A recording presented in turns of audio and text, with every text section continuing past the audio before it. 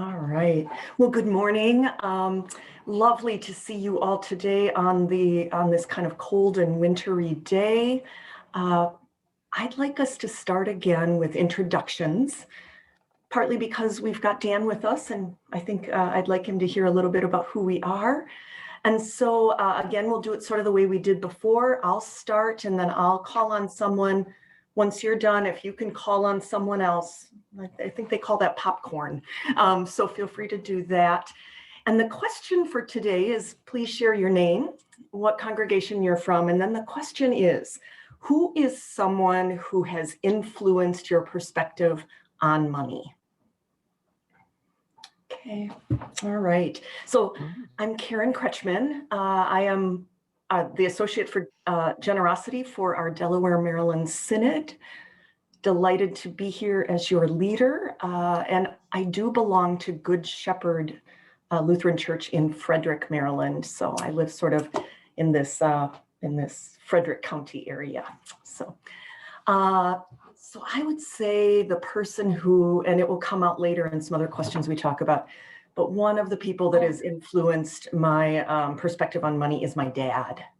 So my father, my dad was Swedish and my mom was German. So she was the one who managed the money a little bit better. Dad was just kind of loved to buy nice things and spend, and he was super generous. So I would say he's probably the person who has influenced my perspective on money quite a bit. And I am going to call on Joyce. Hi, I'm Joyce. I belong to St. John's of Sweeter, and I'm the treasurer at the church, or one of them. And the person, I guess, that influenced me with money would be my dad also.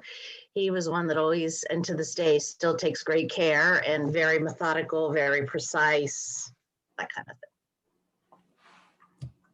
Perfect. If you could call on someone, Joyce, that would be great. Oh, I'm sorry. How about Merle?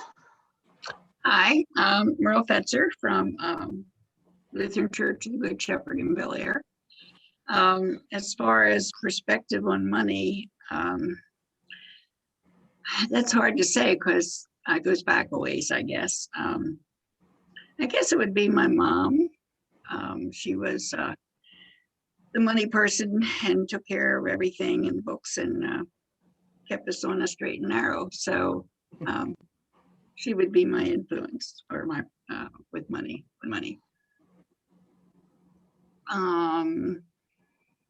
No. Good morning. My name is Noel White, and I'm a member at St. John's Sweet Air here in Phoenix, Maryland. Boy, Karen, you've really stumped me. That was what I was working for, Noel. You know, so many scenarios. I'm glad you didn't call on me first. So thanks, Joyce, for taking the mantle. I don't know. I suppose with all the things going through my head, even though, you know, my parents were older and we never really talked about money, he always said people should earn a living wage. And I don't know, that's what's kind of popping up, you know. I mean, I think that kind of summarizes a lot of things. If the world is fair and people work hard and you're paid a living wage, then you can take care of your family and do other things with funds. So that's probably, you know, the 10,000 foot view. And the rest of it is just trying to survive in this world. And we were doing the values, and I just have to say, I don't want anybody in my family to have to take care of me. And I would have learned that from my mother. So that's probably, you know, the lizard brain saying, you know, stubborn, hold on to something, you're going to need it later, and you don't want somebody else to have to worry about you. Okay. I would pick Pastor Lisa, but let's go to somebody a little more interesting. How about Mike Hoppus? Oh, thanks, I'm Noel. in trouble already. Yeah, I am so sorry. Okay, That is so totally bad of me. mute. Oh, I'm gonna hey, totally mute I that see one. on my screen, Pastor Lisa's right above your head. I expected her to donk you on the head here. So Dan, it might be important for you to know that Noel and St. John Sweeter, Pastor Lisa, are married. Okay. Well, that, yeah. We'll apparently we'll have a conversation a little later on, but Okay. Sorry. There's more to that story. just waking up. Oh Sorry. my. I'm gonna put myself on mute so I don't get any more trouble. Okay, thank you. Okay, and I'm Michael Hoppus. I also go to St. John Sweet Air, and I think this probably isn't. I'm going to name two people if that's okay. Both of my parents, and for different reasons. Now, my mother grew up in Nazi Germany. She was, she was born in 34, so she would have been at the end of the war 11 years old. So she dealt with a lot of scarcity and, had to, run and hide and do all the kind of crazy stuff during those times. So, she brought that through with the rest of her life. And so she was like a coupon, one of those crazy coupon people that cut out every coupon, and everything was thrifty, and there was, you had to eat everything on your plate. So that's the kind of mentality she had. And my dad he sort of had that same kind of mentality, except he was more, he was highly educated in like investing and that kind of thing. So I got more of the investing side from my dad, although we differed like later in life on how we would invest. He was a little bit more conservative than I am, but anyway, he sort of got that interest going in me. So I think it's really a combination of two different people. And I'm going to call on Franny. Oh, good morning, everybody. Am I muted? No. Oh, you're good. Okay. We can hear you. All right. So this is a complicated question because I think, as I mentioned before last week, I have a very complicated relationship that has evolved with money, and not particularly healthy in a lot of ways. Now it's much healthier. So I'm going to say, like most, it was mom and dad for different reasons. And then I married very young and without it. And at that point, still had a very unhealthy relationship with money, and then into an unhealthy marriage. So I would say, and my husband, my first husband, well, my only husband, he's not been my husband for a long time, but so that's where I am. Thank you, Franny. Thanks for being open with us. Can you call I said last week, this is kind of like a Alcoholics Anonymous meeting or Al-Anon meeting. Well, we're just delighted that we're all here to learn together and to share together. I'm going to call on our new guy, Dan. All right. Thank you. So I'm Dan Williams. I'm in Delaware, Maryland. I'm in the congregation with Pastor Teal at the Lutheran Church of the Good Shepherd. So I'm the council chair for stewardship. Happy to join you all today. Sorry about last week. Just had a ski trip going on. It's ski season out there. If you hadn't looked out your window. All right. I was on a slope somewhere today. It's beautiful. Yeah, so influence on money for me is the same as I think most folks, is my parents, mostly my father. He has, I would venture to say, an unhealthy relationship with money. Like the other gentleman was talking about, is he has a very conservative outlook on money, and he taught me about investing, but then I feel like I taught him some things about investing, and that is, there is such a thing as you got to know when to hold them, know when to fold them. And you don't just watch it go straight into the ground and then into the dirt about 6 inches. There is a time to let go. As well, you don't overspend, live within your means, and be gracious with your money and giving to programs and things. I learned a lot through stewardship. It's time, talent, and treasure are the 3 pieces of the puzzle here, at least that I've understood. I think it's a great way to characterize somebody's influence on the world and what they have to give and offer.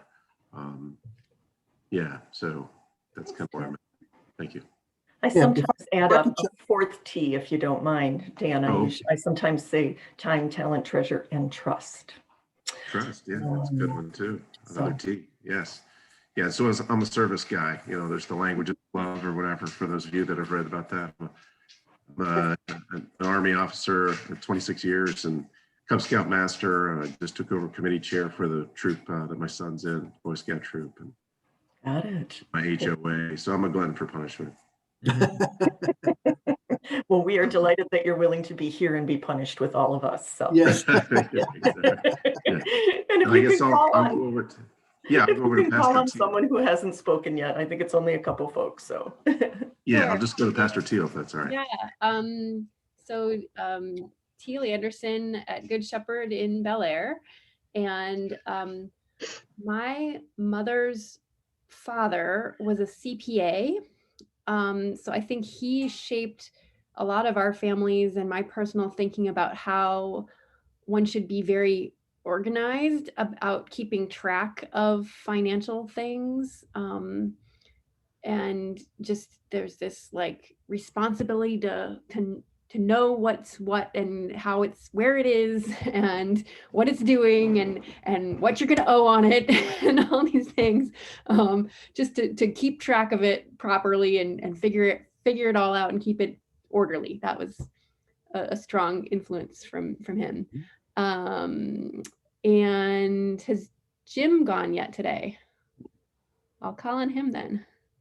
Yep, I'm here. So I'm Jim Kaufman, and I'm a member of St. John's Sweet Air. And as some of the others have said, I think really 2 people have had an influence on me with money. The first one, as others have said, is my father. And he taught me the importance of earning as much as you can with the time that you have available. And then also to limit your spending as much as possible to retain what you've earned. And then a second person is a former neighbor of ours that I've known for probably 25 years. And what he taught me is once you start accumulating money, how to put it to work for you so that you can achieve and reach the goals that you've set for yourself. So kind of 2 different pieces or 2 different perspectives on money from 2 different people. thank you, Jim. And I don't have the. I'll go for you. Thanks so much, Jim. Yep, thank you. I think that we will call on Pastor Lisa. Hey, good morning. Lisa Arrington from St. John's Sweet Air. And I would, since I had time to think about it, that helped. I would choose my grandfather. And he had the sort of motto of, if you're going to do something, do it right. And oftentimes that involved money. When other members of the family would use duct tape, he would say, no, we're going to do it right. And so I find that to be a connection to money, whether it's a cause or a repair. It was, if you're going to do something, do it right. Thank you. And I'll call on Karen. Have you gone? You went first, went right? first, but we're good. Thanks, everyone. I'm going to share my screen real quickly. So Jim, you won't see these, but we'll make sure you understand what we're up to, okay? And as usual, we want to start with our opening prayer. I wonder if anyone would be willing to read it today.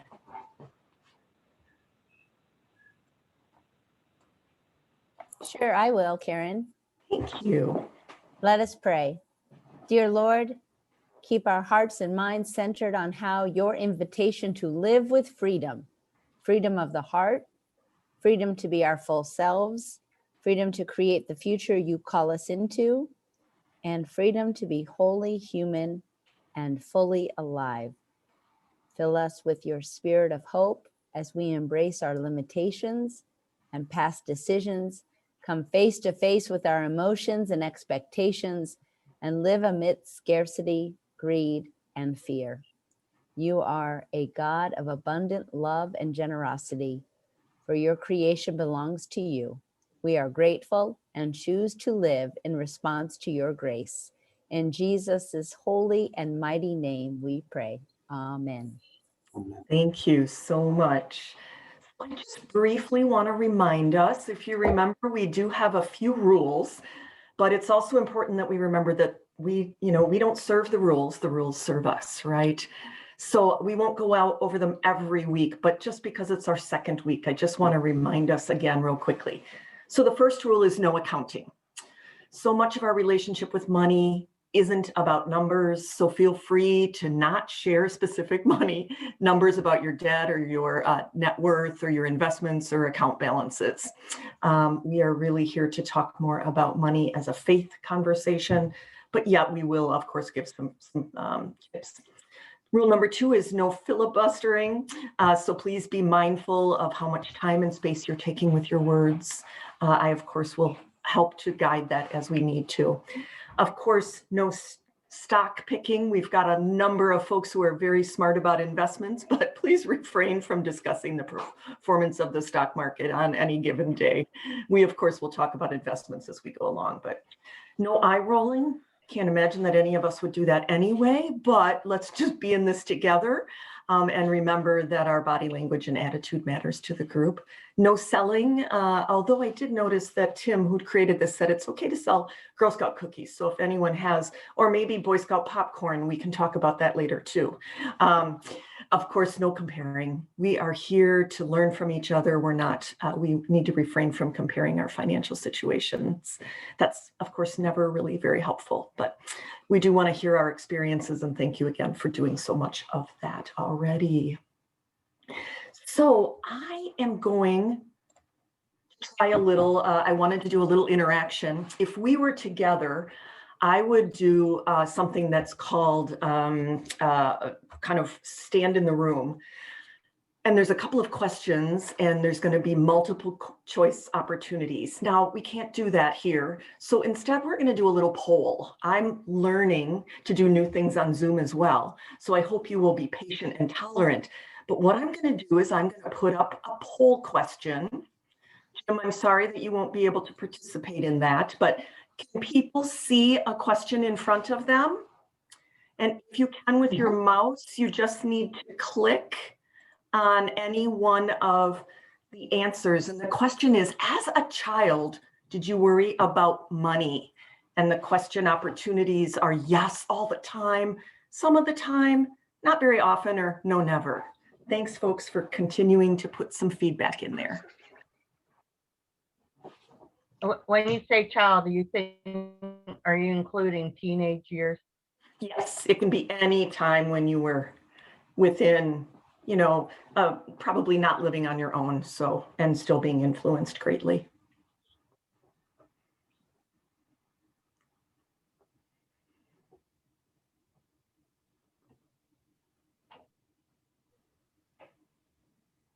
Okay, we all set? So I'm sharing the results. I hope you can see it. Interestingly enough, nope. All right, let me try to share the results. There we go. Thank you. You guys, thanks for teaching me, because it's all a new experience, right? As a child, did you worry about money? And in this group, nobody said yes all the time. I do want to share, we're piloting this session with a group of folks through the Frederick Interfaith Homelessness Project. I bet most of them will put yes all the time in that area. But I appreciate that, though we do see this some of the time, and then we see no, never. And I didn't participate as the leader, but I would have been in the not very often. So we would have evened it out pretty much just out of curiosity. So, all right, so now I want to do another question. Oops.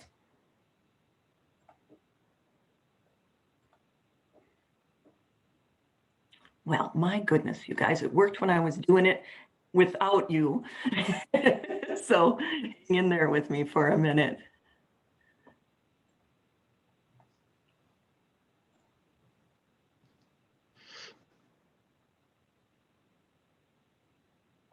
I got it.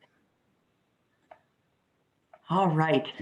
I hope you see this one. It says, are you a spender or a saver? And the first answer is spend it the moment I have it.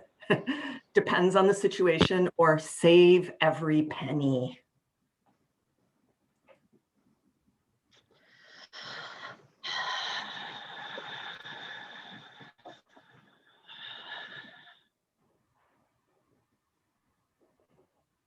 I would have liked one more category.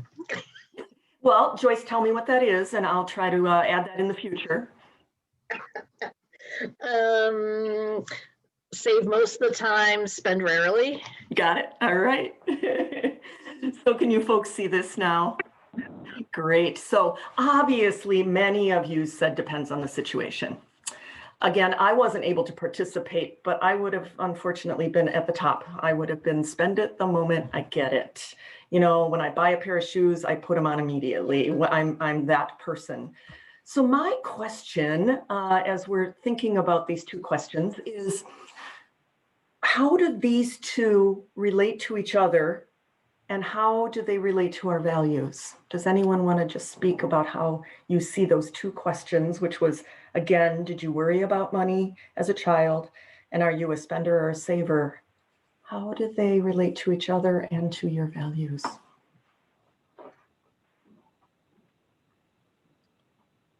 I don't know. I guess when you're young, for most people, they don't think about it because their parents have provided for them and they feel that comfort. But as you sort of learn more about the world and you're the breadwinner, all of a sudden it like brings it into focus. And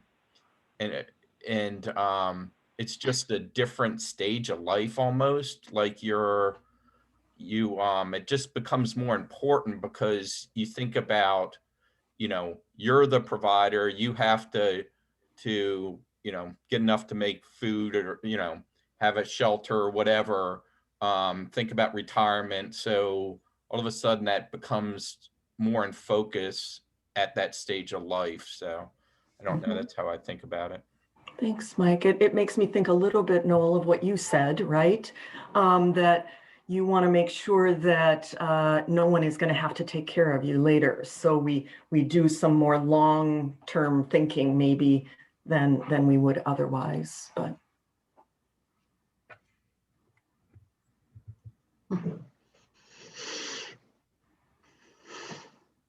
I'm going to go again, and I'm probably going to be the one who just puts it all out there. That was kind of a tough question because it has changed. And until I was in my 40s, it was probably spend it the minute you get it, because I was so used to a hand to mouth type of situation, paycheck to paycheck. You bet. And so then, luckily, because of the generosity and resources of my extended family, I was able to get on my feet, so to speak. Never meant, I always worked up a couple of jobs, but so it was different. And I think, I'm very grateful for being able to turn it around. Yeah. But that was the tough, and it goes back to the question now. It's, with the values, I guess it has to do with balance and honesty and being authentic with yourself. Oh, thank you, Franny. Wow, yeah. All right. Well, let's move into then those conversations about the values a little bit more.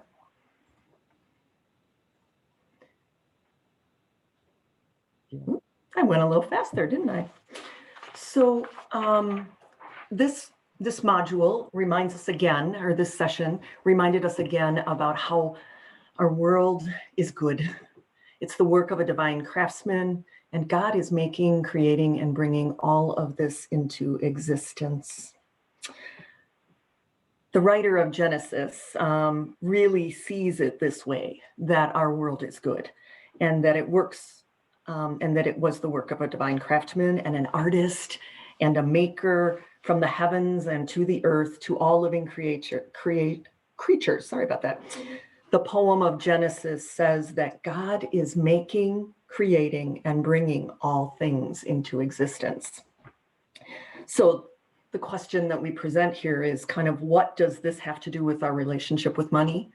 Well, as we brought up in this, it's everything.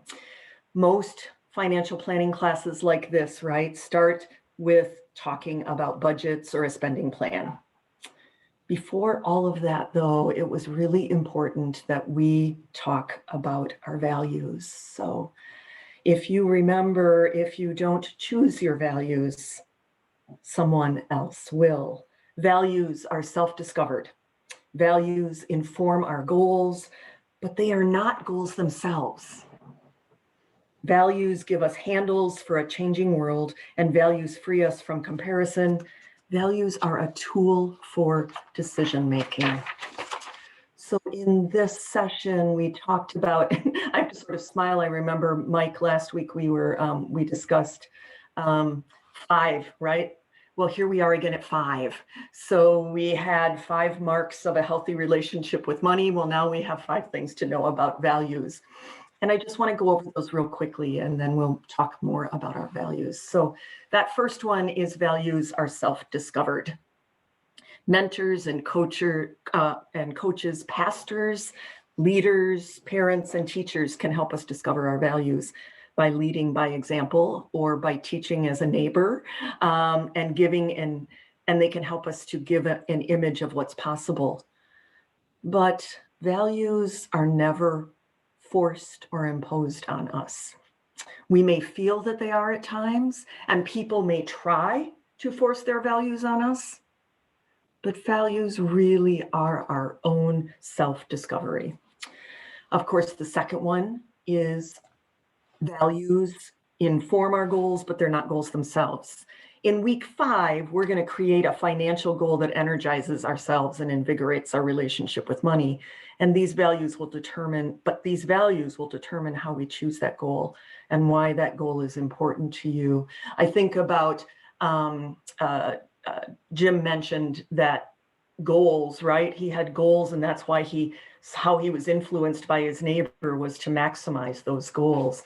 But values really have to come first, at least in our perspective through this. Values, of course, give us handles. Please forgive me, I couldn't find a picture with handles, but I figured if you're a person hanging from a building, cleaning the windows, you definitely are hanging on to something, and something is supporting you.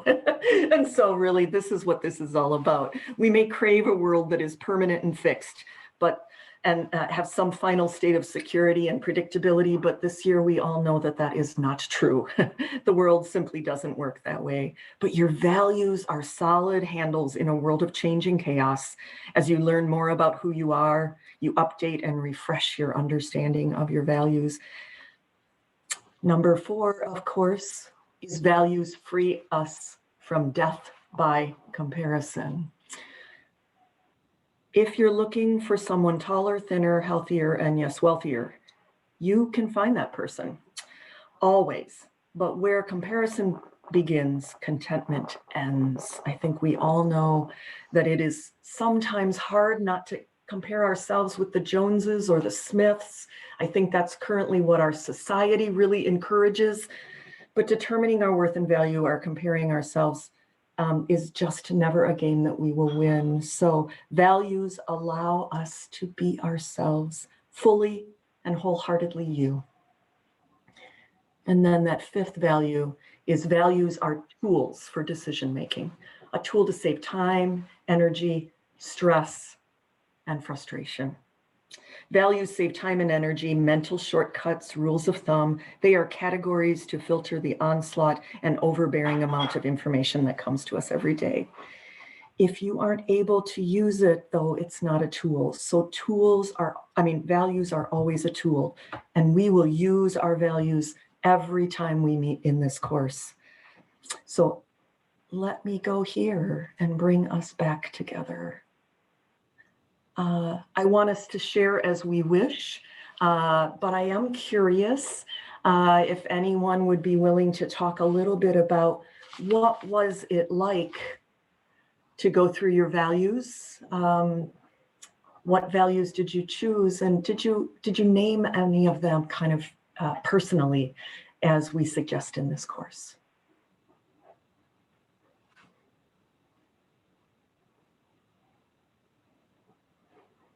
I found myself kind of lumping some of them together. like I couldn't choose growth or development or improvement, but I kind of lumped them together as development, growth, improvement. Like that's sort of like, I mean, there's just so many different concepts here, and it's like a lot of them seem pretty important. Some of them obviously stood out to me more than others, but I found myself like glomming several of them together in little bundles, really. Sure. So you kind of chose that, that 10 or 15 right at the beginning. And then when you tried to get down to 5, you figured out how some of them went together, and you created a new word, which is a very large hyphenated word. So got it. Do you mind sharing what you saw as maybe one of your top ones? I know you just said, Teal, a few, but. Sure, yeah, that lumping together of development, growth, and improvement was one. Okay. And another was dependability, stability, reliability. Okay, got it. Totally understand. All right. Anyone else comfortable sharing? Remember, we're here in a safe space, and I can share. thank you. On the opposite end of what Pastor Teal was saying, I also noticed there was kind of a paradox in that, in the two that jump out to me are uniqueness and unity, which seem to be different. Yeah. But they're both so important to me. That's beautiful. That's beautiful. Yeah, because, uniqueness is what we're saying, right? I mean, we get to be who we are. Yeah. But sometimes people think when you want to be unique, you kind of want to be out on your own. You just want to be yourself, right? But no, that uniqueness brings into unity. And what I love about that is that makes the community so much better. So, yeah. Anyone else willing to share what your values were and how it felt as you were going through it? Can I ask Pastor Lisa and Noel, did you do that all independently, or did you do any talking together about it as a couple? Well, now that we're in separate rooms, I think that is an indication of where this class is going for us. But really, it was good to compare, and that values can truly reflect who we are. And as we shared last week, how we share in this process, especially with people we live with, or Cassie said, as a single person, she doesn't have to ask anybody. And so I think that's the interesting aspect of sharing values. And so I challenged Noel to share his. After I came up with my 20 and narrowed it down to 10, and then tried to do what Teal did and combine, I found my values include joyful collaboration, loving spaces, creative planning, and simple stewardship. Beautiful. And Noel, do you mind voicing a little bit here too? Yeah, this was kind of interesting. Lisa helped me a lot, which I'm grateful for. So we started with a longer list, and then we realized, as I heard earlier, that some people, Teal, I think you started it by saying actually several kind of go together.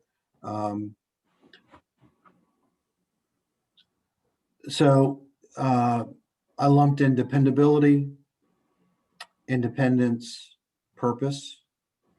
And these aren't in any particular order, but Yeah. you know, Lisa, who knows me, when we got to this point, she goes, yeah, that's who you are now. Remember, it's now, wasn't 50 years ago. Right. Or maybe even 5. Yeah, it's really interesting how all this kind of evolves. Second was compassion and generosity. I'd like to go back to something Dan said earlier. I would tell you that I learned that from the church. I mean, my father was very generous. I mean, when I think about it, compassionate, generous, kind, all that, those are things I've always emulated. But it's really the church that had a huge influence on me as I think about it, in terms of sharing with the community, you know, outside the family per se. Right. So I just want to make Beautiful. sure we drop that in there. So thanks, Stan, for bringing that up. Mhm. And then, of course, peace and security. Yeah, that's what I want. Some people eat better than me. I want to sleep better. You know, I mean, it's the choices in Mhm. life, and there's nothing wrong with either. I just know what keeps me mentally balanced, and Mhm. that's Mhm. so that's where we end up. And it's interesting because Lisa and I didn't really talk about what hers were, but I know the story about her grandfather, and it's really neat to kind of see where she is on her side of the ledger. Thank you. Beautiful. Anyone else willing to share anything about their values that came out here?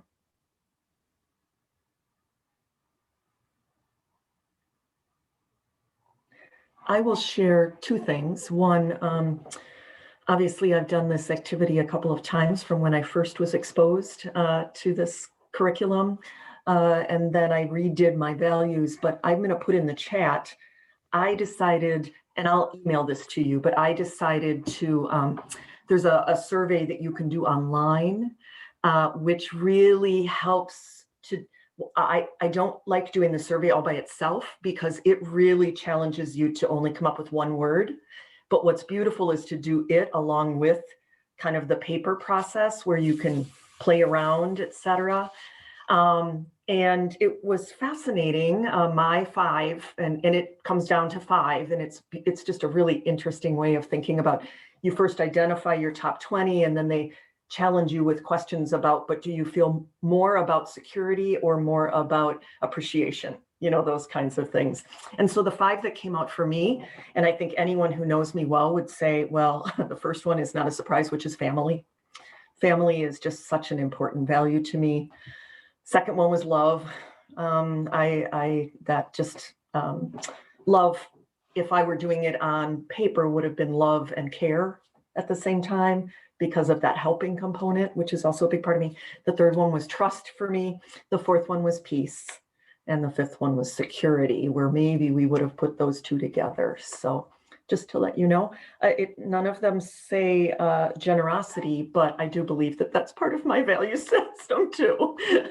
So I just remind you, I just want us to come back to remembering that it's really important for us to be grounded in our values, but to remember that it is a self-discovery. So, you know, as we think and work through this as we go along, we all, even in a month, could have a life situation that will make our values need to shift.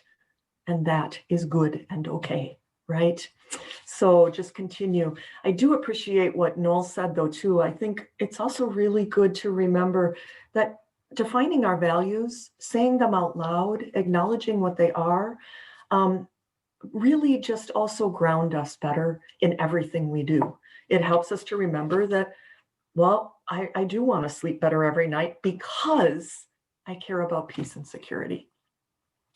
So I just hope you find this valuable, not only as we think about faith and money, but as we, go about our daily life tomorrow, next week. So then we're going to move on real quickly to the money moves. So I'm curious about how you felt about those three pieces that really got more into thinking about what we do with our money or where we place it. So that first money move, if you remember, was, oops, going too fast again, aren't I, guys? First one is direct deposit all income into your savings. All right, folks, I want you to tell me, what'd you think of that? You agree? Does anyone do it? And please feel free to just speak up. I like the idea behind depositing your income in savings, that you're moving it from savings into spending. Yep. That depends too on the savings. My particular bank, my savings is actually a money market, and I know there's so many transactions you can do. Right. So Yep. that definitely have to be a consideration. Yeah, I mean, you'd have to kind of rethink what savings means, right, Merle? I mean, you would probably need to come up with a third account where you then from that one could move some into the money market and some into your income line. But interesting. Yeah. Well, and it made me yesterday to transfer some things from checking into my money market, which I'm in the process now of having to do auto pay because of the mail situation. I had 6 accounts that never got there. So in order to do, and I'm not computer savvy. I hate computers. Zoom's okay, but I was going to say, I love that you love Zoom though. yes. And that really opened my eyes to this. It fits in with what we're doing right now. That's for sure.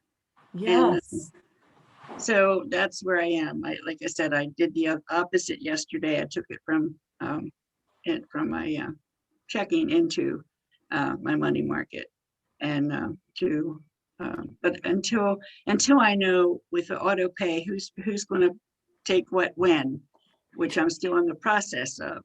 Right. I have to leave a little bit more in there than I probably should, but anyway. Right. So I found it interesting. Yeah, yeah. And that certainly sort of addresses his second one. I would like to hear from people more about that idea of putting everything into savings and moving it. But his second piece, kind of Merle around that is, but then what you do is you have 2 accounts for your spending, because you create the monthly purchases, meaning the ones you know are always going to hit because you've arranged them with auto pay. Right. You know the mortgage is coming out, you know that the car payment is coming out, you know that this is coming out. And then that second account, which is anything for any other purchases like groceries or, the fact that I bought some new furniture this week, that kind of thing. So, right. Yeah. I'd love to hear from all of you folks who are sort of in the investment area about what you thought about these 2 money moves.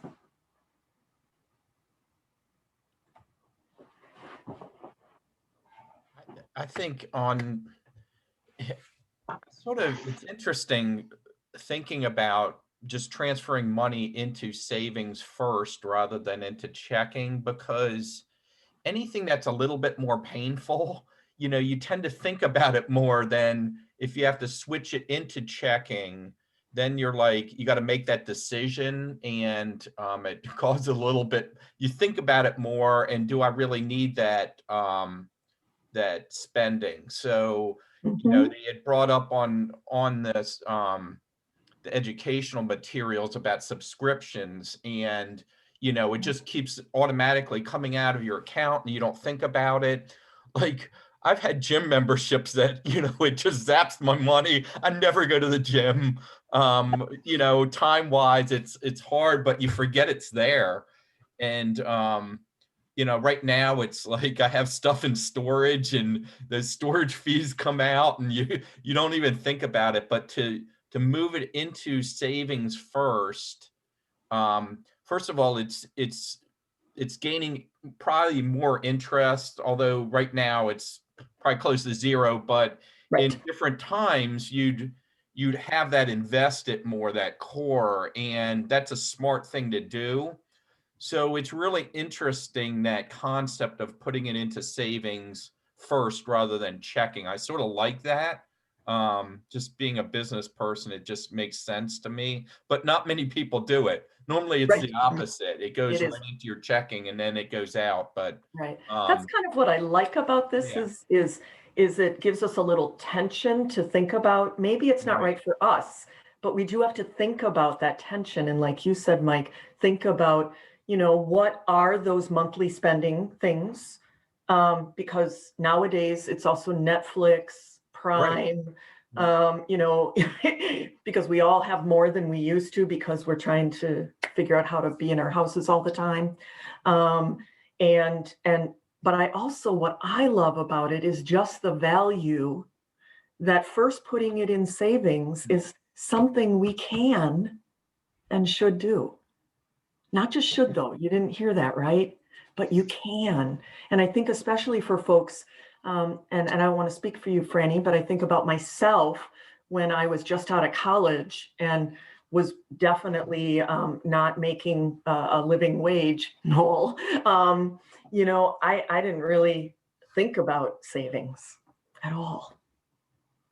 And this, even if what you did is put it into savings and moved everything but $1 over, you're still beginning with that thought process of savings is something I can do no matter where I am. So Part of the thought process is pay yourself first. I know the business people have heard that a lot. yeah, And I learned that through work. I mean, just Yeah. like you're paying your debts, cut it just a small slice, put that someplace where you can't easily get it. And that starts to build up that little, hey, I got a big expense, now what do I do? Oh, I do have something. right. But hopefully over time, it sets in, and that's where you start the real savings for later on. I was always amazed when the light bulb went off and I realized the check I got today has to pay for yesterday, today, and tomorrow. That was a sobering thought. But Yeah, Joyce, were you going to say something? Yeah, when our kids were very young, and my husband and I got married young compared to these days.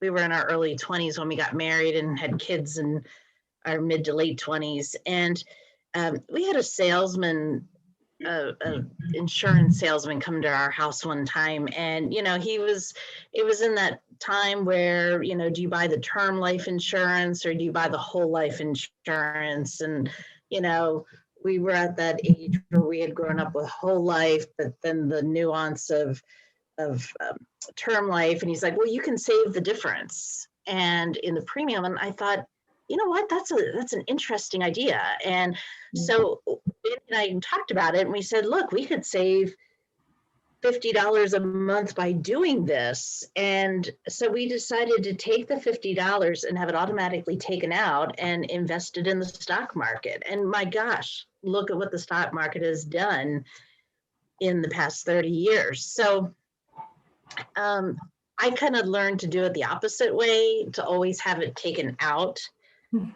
as a bill. So your savings is kind of treated like, well, it costs me, I have to save. So I cannot, use it for anything else. I have to put it away for next week, next month, next year. And that's kind of how I kind of learned to do it. And it seemed to work out well. And to this day, we still have, fortunately, you're able to up it as life gets a little easier and you're not paying for college and stuff like that. Right. So yeah, that's just my thought. I think we all probably sit in a different, I think Merle put it well and you put it well, Joyce, that wasn't our life experience, right? Our life experience was when you put it in savings, you put it in savings. I can't remember if it was Noel or Mike who said, and maybe even put it someplace where it's hard to get, right? So you try not to touch it. And yet I find this to be a really fascinating, like Mike said, thought process. Both the philosophy that I can save and the philosophy that Put it in savings first, and then, because then you very carefully, like Teal's grandfather, I think you said your mom taught you, you then move it to know exactly what it is and where it is and how it is. Now, I think you can do it both ways, but so many of us just let it go into our checking account, right? And we don't really keep track of where it's going anymore. There are many, many people who do that. I think you have to stay active with it. I think it's a once a week thing where you have to look it over at least once a week, or maybe once every 2 weeks at the most. But you really have to actively look at, how is my checking account doing? How is my savings doing? And you have to be active with it. You just can't, you have to pay attention to it. Yeah, thank you. Yep. Thank you. And Merle, that's the great thing about computers when we get comfortable with them, is you can do that really easily. Yeah. I do very it much live, right, up with your bank, where it'll even have the pending. And I'm like, oh yeah, like Noel said, oh darn, that was yesterday, wasn't it? I'm okay with the bank, doing the banking, online, but it's good. Setting up other things, other accounts. I totally understand. Well, we've just got about 8 more minutes or so. So I did want to just briefly ask you, what did you think about this every dollar a declaration? So this is what it says, right? When we earn $1, we're declaring we have something to contribute. When we save $1, we're declaring that our future matters. Remember that concept that I use, which is we can. When we give $1, we're declaring the importance of human flourishing, community, and social justice. $1 is a unit of energy. I really found that a fascinating concept. It's a unit of energy. Yes, an expression of our values, an agreement between individuals and communities, and every dollar has the capacity to declare a truth about our relationship with money and the world in which we live. So he wraps up by saying, every dollar a declaration. This phrase gets to the heart of how we regard money. Worshipping money, of course, is destructive. Ignoring money or denying its power also leads to dead ends. But remembering that every dollar is a declaration gives us an opportunity to express our values and to believe that it has value. I really found it, I think one of the challenges is I love this concept, but so many of us don't even carry dollars on us anymore. But I kind of loved the thought of, when I do have cash, looking at that dollar, that $20, that whatever it is, $5, realizing, instead of just looking at it as a transaction, but looking at it as a declaration of I'm making a choice to use it to buy, my $5 bill, which of course won't buy me Starbucks coffee anymore. You need a $10 bill to get Starbucks coffee. But if you go to Dunkin' Donuts, you can get a coffee with $5. But that's declaring something, right? Is that a treat that I'm doing for myself because I love myself? Or is that a waste of money that I don't need to do because I have a million K-cups at home, right? Every one of those is a declaration. So any other thoughts from you guys?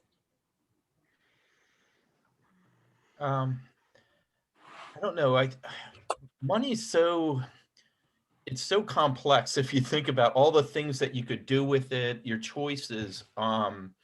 So when I was going through the materials, I'm thinking, okay, so I can save now and maybe retire early. And like Dan had said, your time and your talents, giving that, there's a treasure part, but there's also your time and your talents.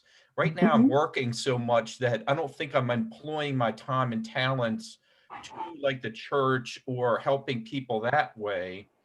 But hopefully I'm earning something and putting aside money for savings that'll allow me to do that in the future. So it's like a complex thing, and you feel probably guilty either way. Everyone feels a little guilt regarding money and how you use it, but at the same time, it's like your core values, like you were saying, Karen, I think are so important that you know that eventually, say you retire early, that you want to help people, and those are your values. And even though you feel that guilt, maybe not being as generous or with your time or talents or money right now, it'll come to fruition later on. So it's just a complex thing to me. Yeah, it is.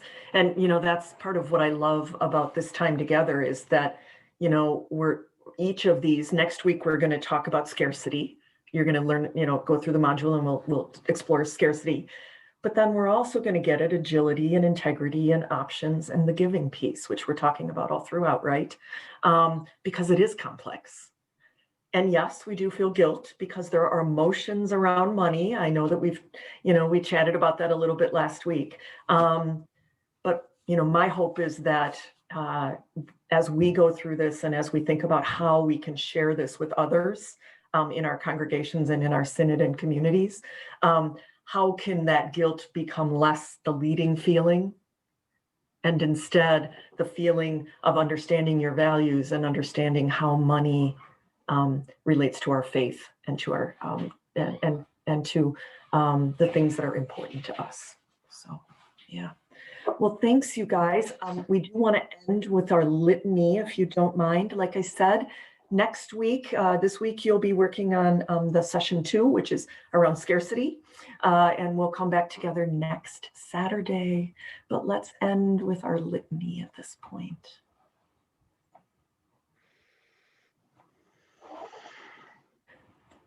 I hope you guys can see that and that's not too small. Again, if you don't mind, we'll do it and have it sound crazy, but I'd love for you to read it. So I'll start with the leader, and then when we get to all, we'll all read it. So, Lord, guide us as we struggle to keep our hearts focused on financial freedom rather than just wealth accumulation. The Lord is my my shepherd. I shall not want. want. From Psalm 23. We put our trust in things that money can buy and not in God. My God God will fully satisfy every need according to his riches in glory, Christ Jesus. From Philippians 4.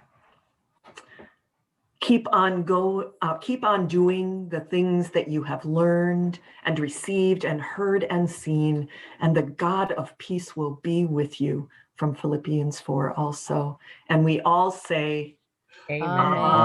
Amen. Well, thanks, everyone. Any questions that you might have? Thank you. Thank you, Karen. Thank you. Thanks, everybody. I'll do a follow-up, See you, just to Noel. remind everyone. And I just want to thank you all for your time and for your being here and just being open to this conversation. So, Cool. blessings.